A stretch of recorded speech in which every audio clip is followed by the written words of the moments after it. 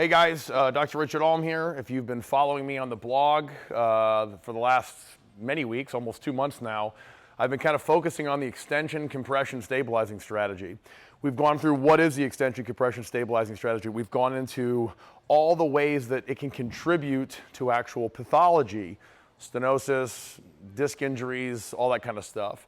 Today I want to show how do you actually correct or sort of shut off or shut down or calm down the extension compression stabilizing strategy. So if you remember, the extension compression stabilizing strategy is essentially overactivity of the posterior chain secondary to weakness or insufficient activation of your ventral stabilizers, your abdominal wall and intra-abdominal pressure. In the absence of that, the back muscles, the posterior chain, takes over to stabilize the spine with extension and compression. Not the most creative of names. But it's very, very natural for this pattern to sort of turn on with training, particularly if you do barbell training.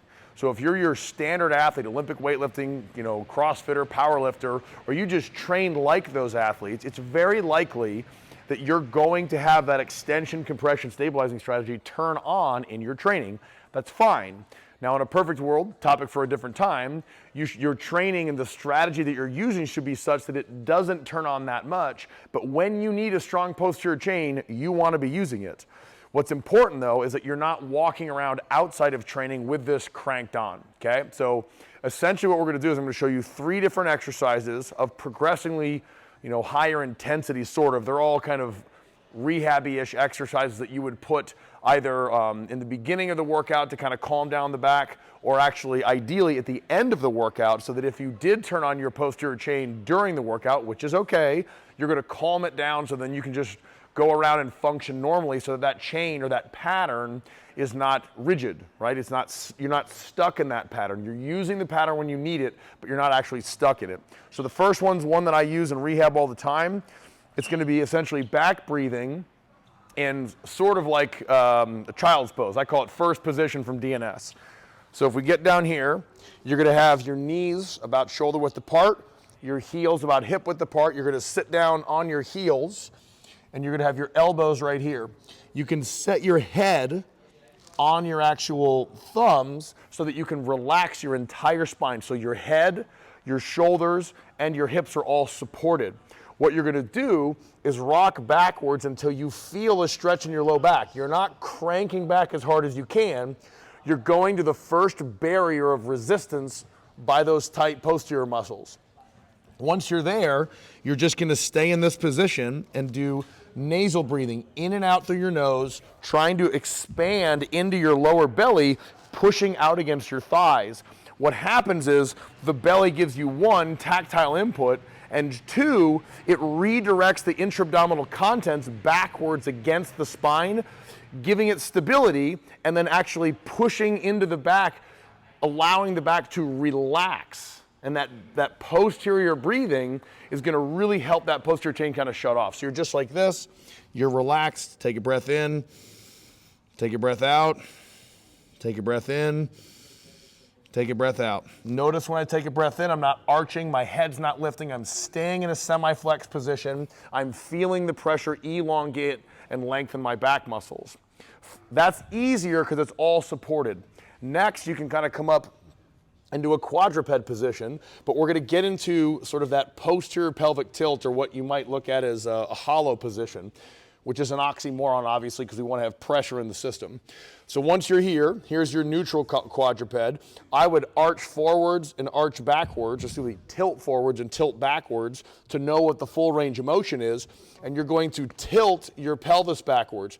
Notice you got to think pelvis, you're not trying to round your back over like a cat camel, you're actually sort of tilting the pelvis backwards until you feel that stretch. Once you're there, you can drop your head down and breathe in and out through your nose, but again, trying to breathe into the back here. So it looks just like this. I'm here, breathe out, breathe in, breathe out.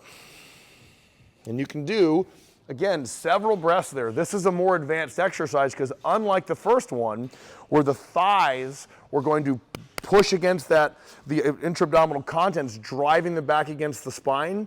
In quadruped, you have to use your own abdominal muscles, which is great because that's what you have to do in real life. but it is a more complex exercise because it requires better integration. Come on over here, I'm going to show you my last one. This is probably the most aggressive of the three. So if someone has, you know, an aggravated back, stiffer in the morning, tough time tying their shoes in the morning, or back pain, I might avoid this because it's an aggressive amount of flexion, and you don't really have a lot of control over how much flexion you're getting, unlike those two there. So if someone has back pain, back tightness, consistent back tightness, achiness, I'd stick to those two right there. But if they don't, giddy up. So if you're an Olympic weightlifter or you're a power lifter, or your back is, you know, consistently just tight but not painful, this is just knock your socks off great. So you're going to stand, you'll have your hands right about level with your sternum. Your feet can either be together or they can be in a narrow squat. I can turn this way. In a narrow squat, what you're going to do is you're just going to hang down like this and let your pelvis tilt backwards. So if you watch, as I drop down, you can see the pelvis round over here. In this position, I can drop my head down, and that's relaxing the entire posterior chain. It's also a little bit supported because you're kind of hanging here. All you're going to do is, again, like the other ones, do repeated nasal breathing into the back. Or here you can even think, breathe into the lower belly, which again, like the first exercise, will push against your thighs, redirecting the intra-abdominal contents backwards, providing that powerful support from the front of the spine. That support the brain detects as stabilization and allows the back muscles to relax. That's the primary way that neurologically these exercises will allow the posterior chain to calm down. The second way is that in order for the back to elongate, as it needs to in all of these breathing exercises, the back muscles must relax and allow that elongation. So this is what it looks like. You're just here like this, squat down, allow the back to kind of round over. You'll drop your head down and let it hang, and then you're just going to take, you know, breathe in, breathe out, let the pelvis drop.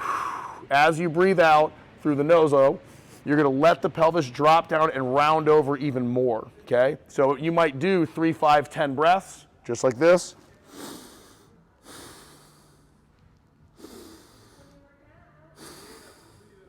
Notice when I take a breath in, I'm not arching, I'm not lifting my head.